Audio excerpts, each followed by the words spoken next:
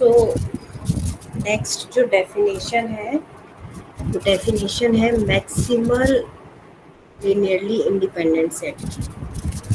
तो तुम्हारे अकॉर्डिंग क्या डेफिनेशन होनी चाहिए? मैक्सिमल वर्ड लगा दिया है लीनियरली इंडिपेंडेंट सेट के आगे, तो क्या डेफिनेशन होनी चाहिए?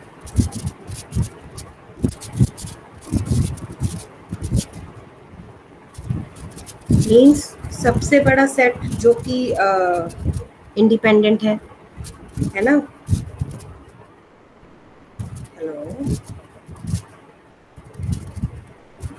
हेलो हेलो, हाँ। तो देखो मैक्सिमल लीनियरली इंडिपेंडेंट सेट क्या होता है कि हमारे पास मान लो कोई वेक्टर स्पेस है V और S को मैं मैक्सिमल लीनियरली इंडिपेंडेंट सेट बोलूँगी। सबसे पहले S हमारा इंडिपेंडेंट होना चाहिए, ठीक है, लीनियरली इंडिपेंडेंट होना चाहिए। और अगर कोई सेट T S से बड़ा है, S से बड़ा इस सेंस में क्या है कि उसने S को कंटेन किया हुआ है, तो T को डिपेंडेंट होना पड़ेगा, तभी तो S जो है वो मैक्सिमल बनेगा। दैट मीन्स जो T है जो कि कंटेन कर रहा है S को, जितने भी T हैं जो S को कंटेन कर रहे हैं वो सब डिपेंडेंट होने चाहिए, तभी हम कह सकते हैं जो S जो सेट है वो मैक्सिमल है। बात समझ में आ रही है? एक बार मैं यहाँ पर रिपीट कर देती हूँ। रिकॉर्डिंग ऑन कर देती हूँ।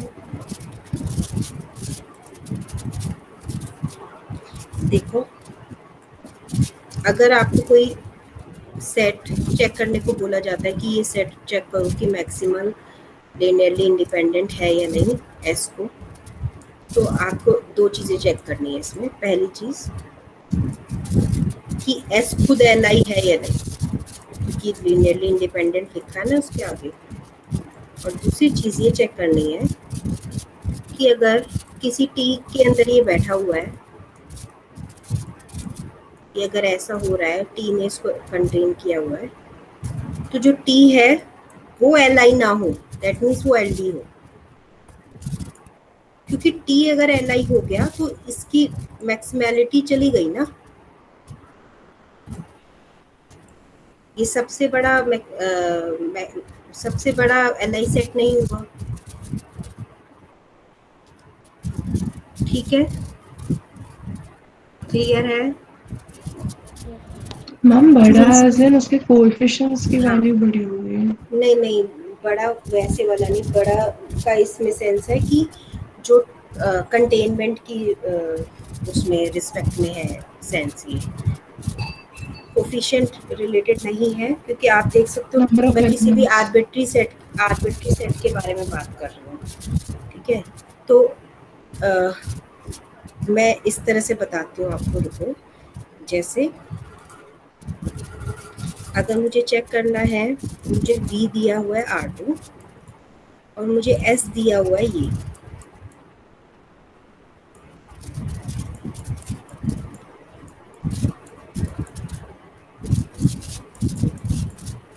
और मुझे चेक करने के लिए बोला गया है ये चेक करो कि ये मैक्सिमल Li सेट है या नहीं। तो दैट मीन्स सबसे पहले मुझे चेक करना है कि ये Li है या नहीं। बताओ ये Li है या नहीं? दो वेक्टर दिए हुए हैं। No ma'am. Li है या नहीं है? Depend no. सोच के बोलो। हाँ, एक मिनट मैम, LD नहीं है, LD नहीं है, Li है। हाँ, क्योंकि ये आपको दिख रहा है ये एक दूसरे के मल्टीपल नहीं है, तो इसलिए Li हो जाएगा, ठीक है? अब मुझे चेक करना है कि मैक्सिमल ये है या नहीं, ठीक है? तो जितने भी T हैं, T कैसे कैसे हो सकते हैं? देखो, इसमें बहुत सारे T हो सकते हैं, लेकिन मैं बताती हूँ कि अभी बल्कि आई थिंक प्रिया ने ही बोली थी जो थ्योरम, उससे ये काम आसान हो जाएगा। मान लो T ये हो गया, टी बहुत सारे हो सकते हैं। देखो टी क्या क्या है, टी वो है जिसने एस को कंटेन किया हुआ है। एस को कंटेन करने का मतलब है कि एस के एलिमेंट तो उसके पास हैं ही, उसके अलावा उसके पास और भी बहुत सारे एलिमेंट हैं। तो मैंने यहाँ पे कुछ और ले लिया, 4 8 5 7 कुछ भी ले रही हूँ मैं ऐसे ही रैंडम, ठीक है। तो ऐसे टीज हो सकते हैं बहुत सारे जिन्होंने एस को कंटेन किया हुआ है। टी के बारे में क्या बोल सकते हो आप? टी डिपेंडेंट है कि इंडिपेंडेंट? डिपेंडेंट। डिपेंडेंट क्यों? क्योंकि अभी आपने थ्योरम भी देखी थी, और क्योंकि ये 2 इसकी मतलब इसमें number sorry n is 2 and k is 3, तो अकॉर्डिंग टू दैट थ्योरम ये LD हो गया। अदरवाइज आपको कन्वेंशनल अप्रोच लगानी है तो कन्वेंशनल से भी LD आ जाएगा। सिमिलरली ये भी LD आ जाएगा, चाहे थ्योरम लगा लो चाहे कन्वेंशनल अप्रोच लगा लो। कन्वेंशनल अप्रोच से मेरा मतलब है कि इनको बना लो कॉलम 1 0 2 3 4 8 5 7, इसको चेंज करो रो ऑपरेशंस लगा के रो रिड्यूस एक्लन फॉर्म में, तो तुम्हें दिखेगा कि ये LD आ जाएगा। तो इस केस में आप S को क्या बोलोगे?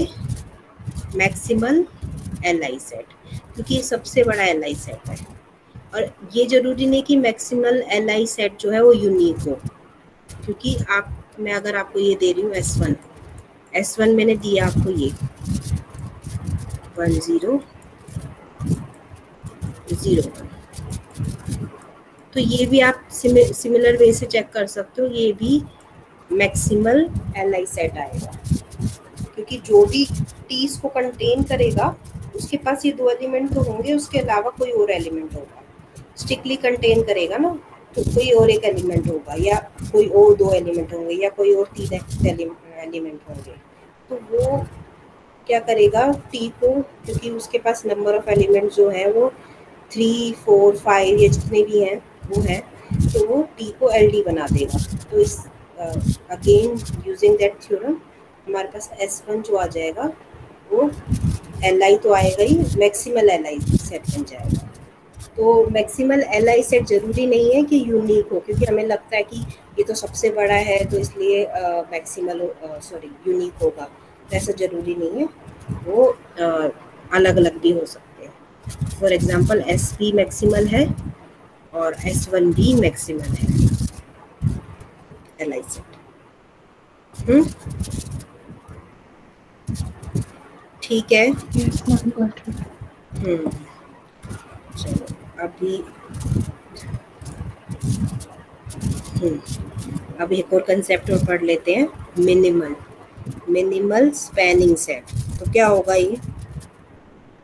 मिनिमल लगा दिया स्पैनिंग सेट के आगे,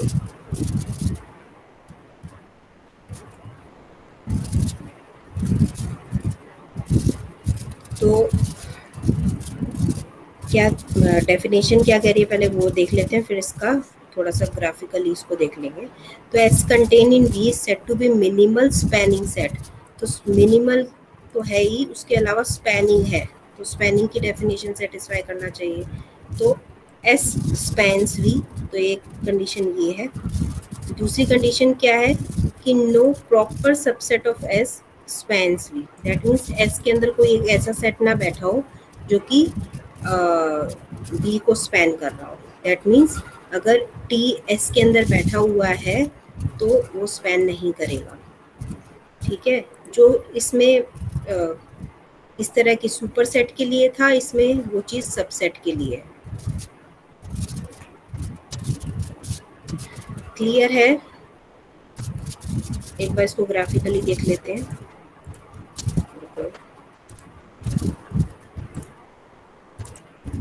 तो नेक्स्ट कंसेप्ट है मिनिमल स्पैनिंग। तो मिनिमल स्पैनिंग में उसने क्या बोला है कि जब भी आपको मिनिमल स्पैनिंग सेट चेक करना है तो सबसे पहले चेक करो कि जो एस गिवन है वो स्पैन कर रहा है वी को या नहीं, क्योंकि स्पैनिंग सेट है तो स्पैन उसका पूरा वी आना चाहिए। दूसरा ये चेक करना है कि अगर टी इसके अंदर बैठा हुआ है, टी से छोटा है, छोटा इस सेंस में कि टी इसके अंदर बैठा हुआ है, ठीक है। तो टी जो हो वो स्पैन ना करे, टी जो हो वो पूरा वी ना आए, टी का स्पैन पूरा वी ना आए।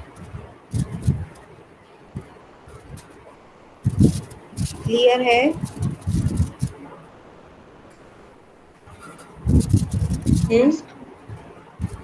चलो ठीक है।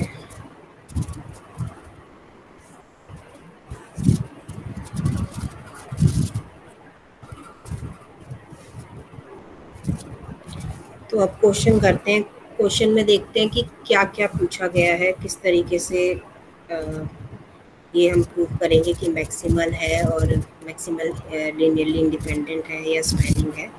तो ये क्वेश्चन इनफैक्ट लास्ट ईयर आया हुआ है, या ये आया हुआ है, 10 ईयर का क्वेश्चन है। तो देखते हैं इसमें क्या पूछा गया है। तो इसमें बी दिया है, R4 का दिखिए आपको, उसमें 4 टपल है, मतलब 4 वेक्टर जो है वो R4 के हैं। तो R4 का सबसेट दिया है, एस बी R4 का सबसेट दिया गया है। बी और R4 में बी और एस में कोई रिलेशनशिप दिखाई दे रहा है? चेक करो।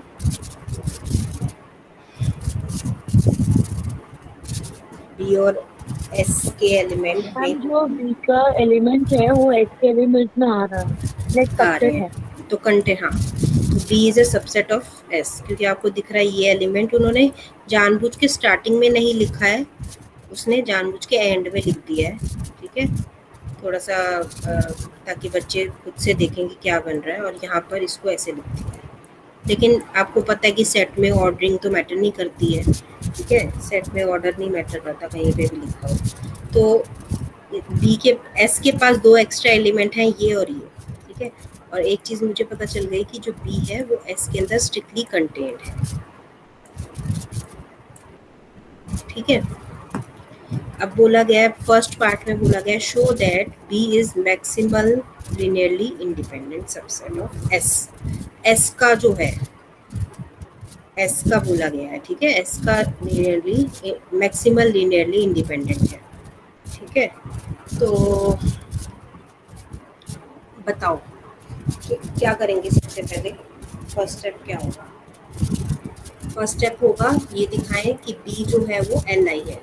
ठीक है, मैक्सिमल बाद में दिखाएंगे, पहले दिखा दें कि वो एल आई सेट है या नहीं। तो एल आई है या नहीं बी?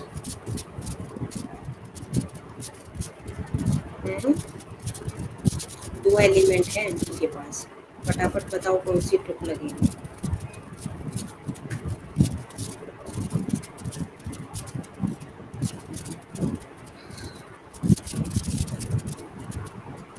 जब भी सेट में 2 एलिमेंट होते हैं और वो एक दूसरे के मल्टीपल ना हो, तो हम क्लेम कर सकते हैं कि वो जो बी है, ये जो सेट है वो एल आई होगा।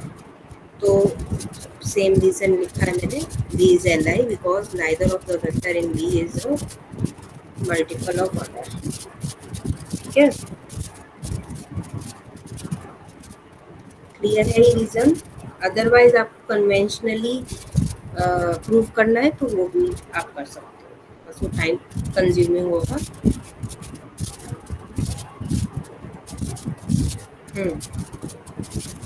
बताओ।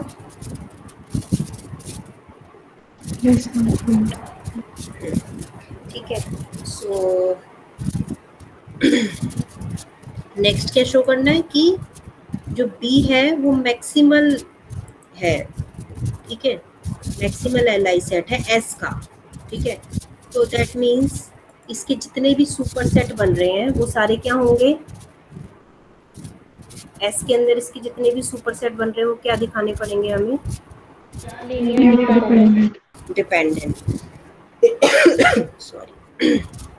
तो बताओ कौन कौन से सुपर सेट बन रहे हैं? थोड़ी सी अपनी सेट थ्योरी रिवाइज करो, रिकॉल करो, क्या बन रहे हैं बताओ सुपर सेट बी के।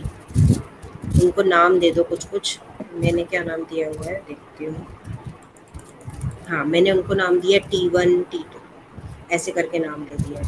तो आप देख सकते हो कि एक मैंने ले लिया, ये दोनों तो लोगे ही क्योंकि ये सुपर सेट बनाना है। उसके अलावा एस के अंदर एक्स्ट्रा एलिमेंट कौन सा है? ये वाला। तो मैंने एक ये ले लिया। ठीक है। सिमिलरली T2 बनाया होगा मैंने, और भी बहुत सारे सुपर सेट बन सकते हैं।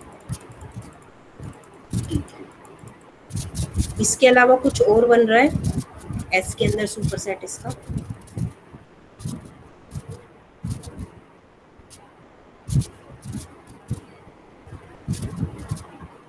बताओ। नहीं बनेगा ना, क्योंकि दो ही तो एलिमेंट है। एक बार मैंने ये ले लिया, एक बार दो एक्स्ट्रा एलिमेंट है। एक बार मैंने पहले वाला एक्स्ट्रा एलिमेंट ले लिया, दूसरी बार मैंने दूसरे वाला एक्स्ट्रा एलिमेंट ले लिया, और तीसरे में मैंने दोनों एक्स्ट्रा एलिमेंट ले लिए। तो इसके अलावा तो कोई और पॉसिबिलिटी है ही नहीं सेट की। मैम ये नंबर ऑफ सबसेट्स चेक करने के लिए हम वो कॉम्बिनेशन यूज कर सकते हैं क्या, जैसे 4C3 है? हाँ हाँ, तो फिर वो चेकिंग के लिए इजी हो जाएगा। हाँ वो कर सकते हो, लेकिन इसमें वैसे ही आसान सा बन रहा था क्योंकि दो ही एक्स्ट्रा एलिमेंट थे। तो एक यहाँ पे लिख दिया, दूसरा यहाँ लिख दिया, और फिर दोनों एक साथ लिख दिया। तो यहाँ पर आप सुपर सेट देख सकते हो कि बी के सुपर सेट इन एस जो आए हैं वो 3 आए हैं, T1, T2 एंड T3। ठीक है,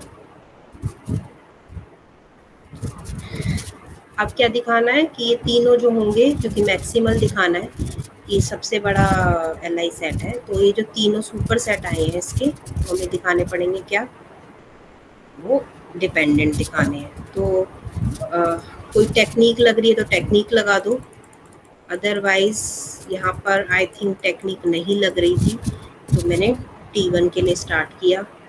तुम्हें कुछ रिकॉल हो रही है कोई टेक्निक, कोई ट्रिक या कोई थ्योरम, तो वो लगा दो। अदरवाइज ऐसे ही करो, कन्वेंशनल मेथड से करोगे। T1 चेक करना है कि Li है कि Ld। तो उसके लिए उसकी जो फर्स्ट वेक्टर है उसको हमने कॉलम बना लिया, यहाँ पर आप देख सकते हो।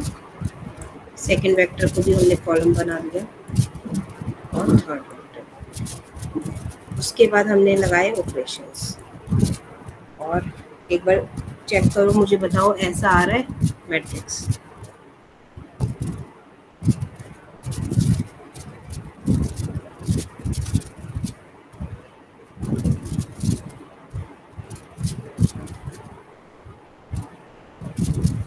इस टाइप का क्वेश्चन इम्पोर्टेंट बनती हैं, क्योंकि जो अब पैटर्न चल रहा है OBE का, उसमें तुमने देखा ही होगा कि पार्ट्स में क्वेश्चंस आते हैं, एक लेंथी क्वेश्चन आता है। तो ये एक लेंथी क्वेश्चन है, ये छोटा क्वेश्चन नहीं है।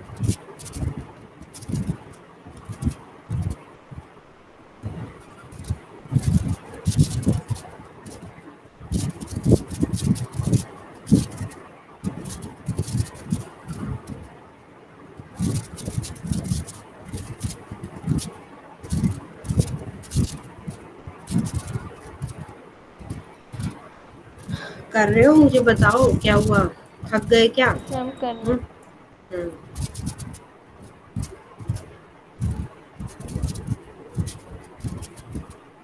मैम जो यहाँ पे एस दिया हुआ है वो क्या मैम वेक्टर स्पेस से कंसीडर करेंगे? नहीं, एस को वेक्टर स्पेस की तरह कंसीडर नहीं कर रहे। एस हमारा यही सेट है जिसके पास सिर्फ 4 एलिमेंट है। वेक्टर स्पेस ज्यादातर देख, वेक्टर स्पेस तो तुमने देखा ही होगा, ऐसे होते हैं R2 R3 ऐसे होते हैं। ये एस जो है ये सिर्फ इसके पास 4 एलिमेंट है।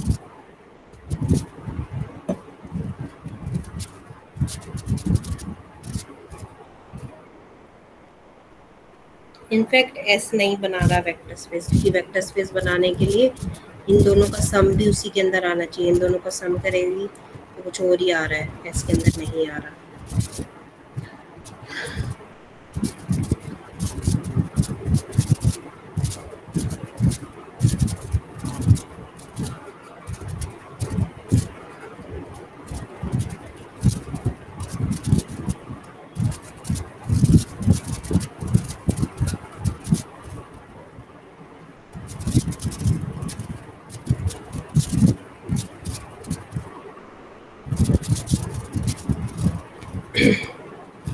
इन दोनों का नहीं आ रहा सम, इन दोनों का तो आ रहा है सम, लेकिन फिर भी वेक्टर स्पेस नहीं बनेगा, क्योंकि 1 + 3 = 4, कहीं पे भी पहला एलिमेंट 4 नहीं है।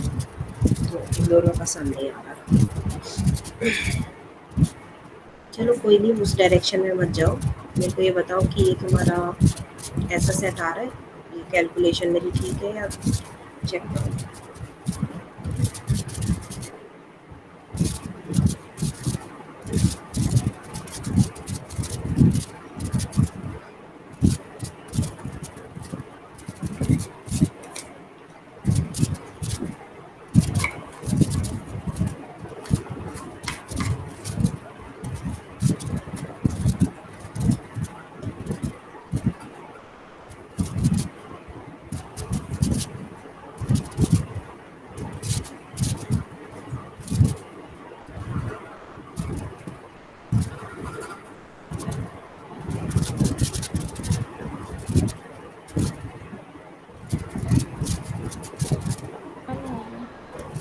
हो गया?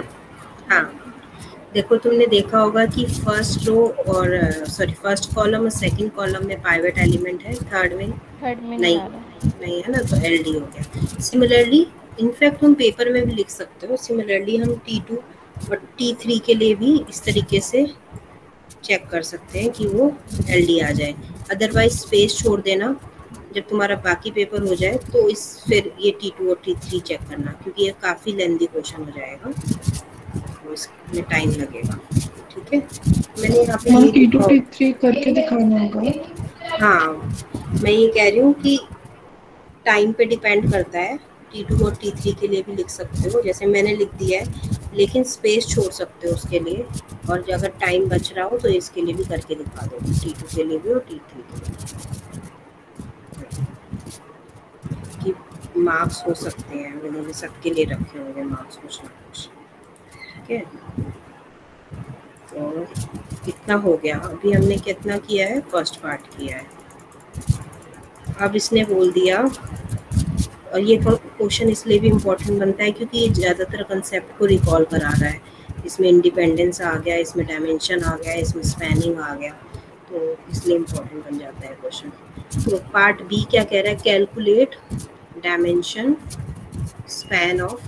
Of span of S. तो एस का स्पैनिंग निकालना है, उसके बाद उसकी डायमेंशन निकालनी है। तो एस जो सेट है ये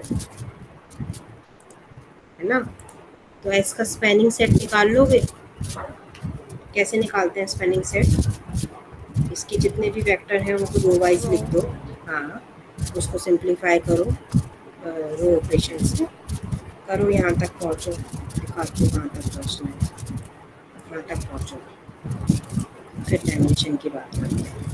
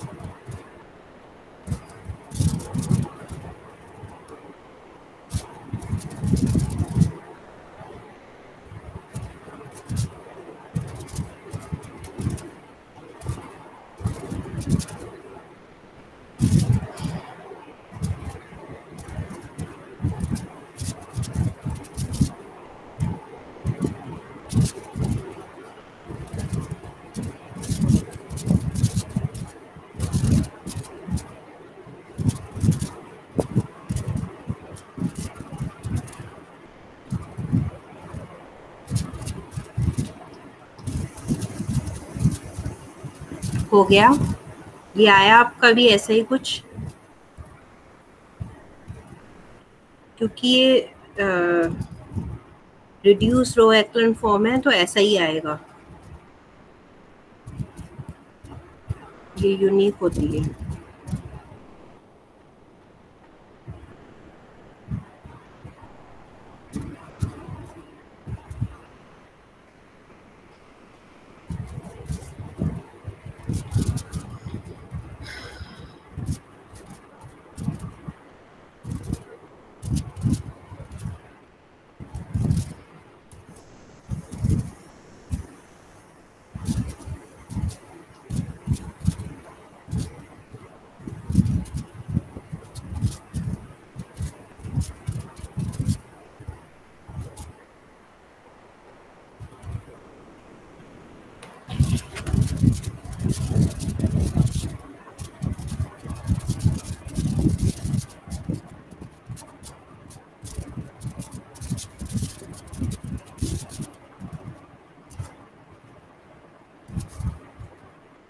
आया या नहीं आया बताओ, क्या हो गया? कर भी रहे हो?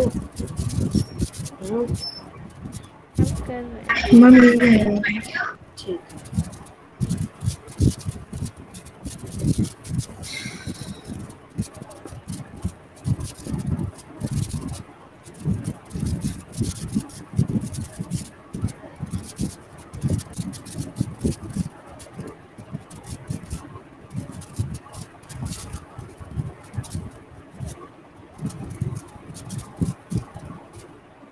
हो गया।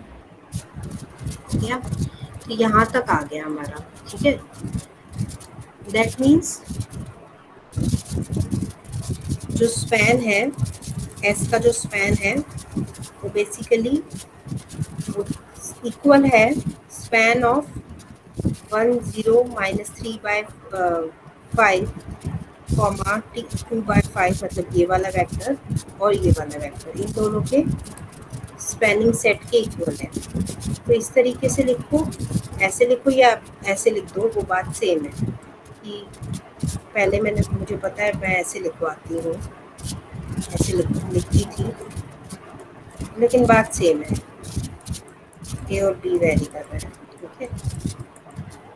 तो मतलब तो वही होता है ना कि इसका और इसका लीनियर कॉम्बिनेशन, तो वो स्पैनिंग सेट हो गया, स्पैन सेट ऑफ दिस। ये क्लियर है इतना?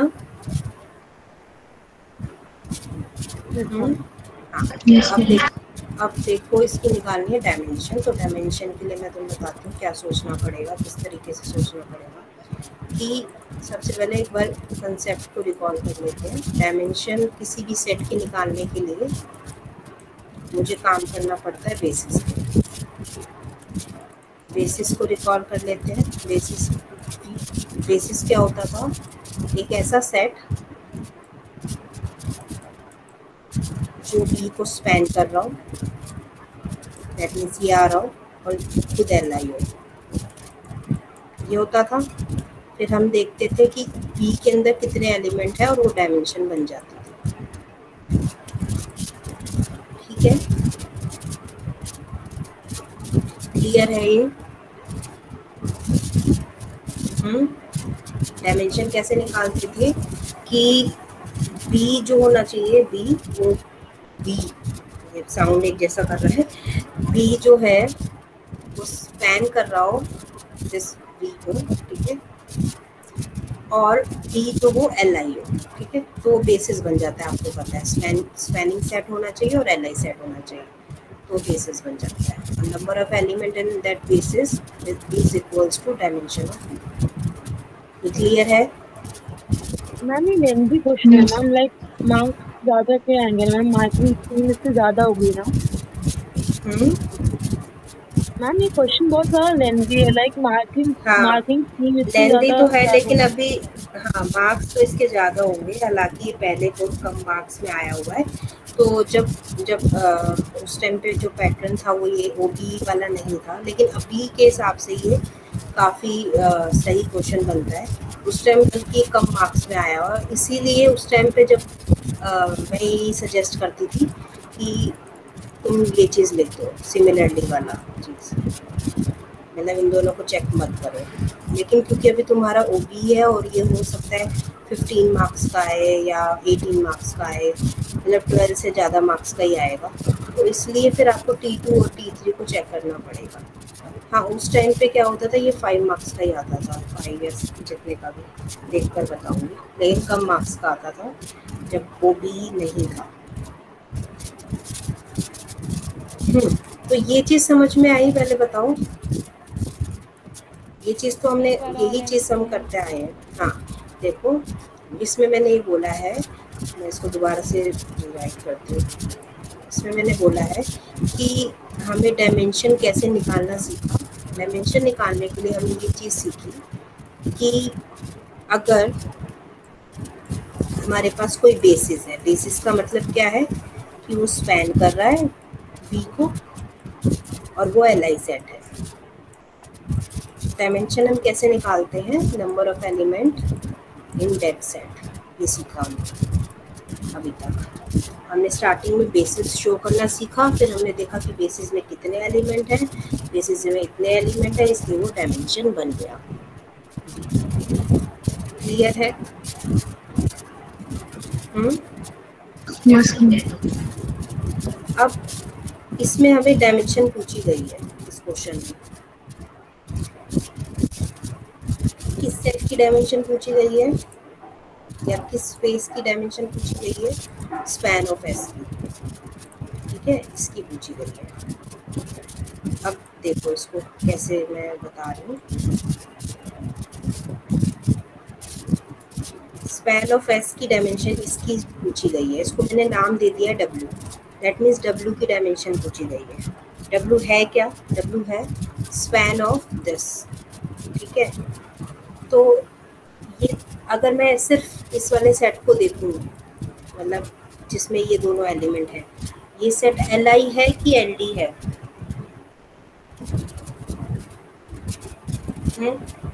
दो एलिमेंट है इसमें अगेन, LI है क्योंकि एक दूसरे के मल्टीपल है ही नहीं, दिख रहा है यहाँ पर ये 1 0 है और यहाँ पर 0 है, तो मल्टीपल तो हो ही नहीं सकते एक दूसरे के, ठीक है।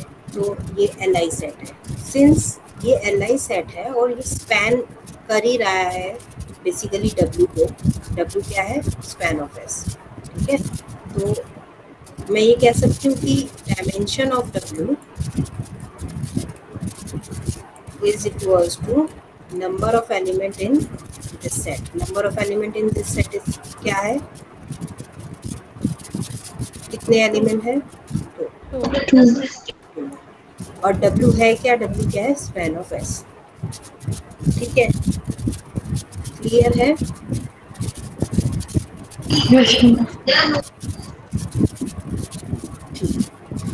सो ये हो गया हमारा पार्ट B, ठीक है।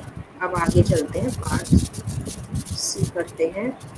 पार्ट C क्या बोल रहा है, does span of S equals to R4, क्या स्पैन ऑफ S R4 होगा, और अगर होगा तो क्यों, और नहीं होगा तो क्यों, ठीक है। सो बताओ, स्पैन ऑफ S R4 हो सकता है?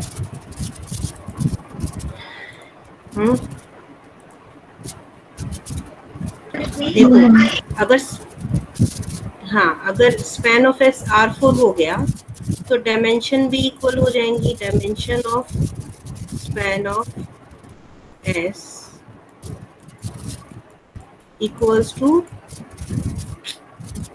To dimension of R4। ये अगर ये हो गया तो ठीक है। अब ये बताओ, ये ऊपर वाले क्वेश्चन में आपने कैलकुलेट करी है, कितनी आई थी? 2 आई थी। और ये कितनी आ रहा है? डायमेंशन ऑफ R4 क्या होती है? 4। क्या 2 4 R4 के इक्वल है? तो इसलिए ऐसा पॉसिबल नहीं है। बस यही रीजन था इसमें। तो स्पैन ऑफ S पूरा R4 के इक्वल नहीं है। दैट मीन्स मैं ये भी कह सकती हूँ कि जो S है वो R4 को स्पैन नहीं करता है। क्लियर है?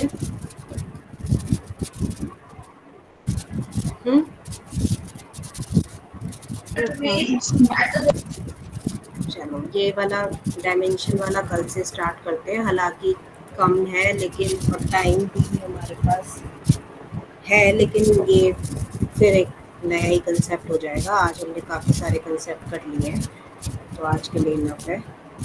तो हाँ, एक काम और करना, अपना फंक्शन रिवाइज करके आना, मतलब ये एक बार रिकॉल करके आना कि फंक्शन क्या होता है, ठीक है, डोमेन क्या होता है, कोडोमेन क्या होता है, ये देखना है एक बार, सब डेफिनेशन एक बार रिकॉल करना, कोडोमेन क्या होता है। और सब स्पेस रिवाइज कर लेना। सब स्पेस मैंने आपको स्टार्टिंग में बताया था, 10 to 15 डेज हो गए हैं, इसलिए एक बार सब स्पेस रिवाइज करना। वेक्टर स्पेस का ही पार्ट होता है, खुद एक मिनी वेक्टर स्पेस होता है बेसिकली, ठीक है, तो रिवाइज करना।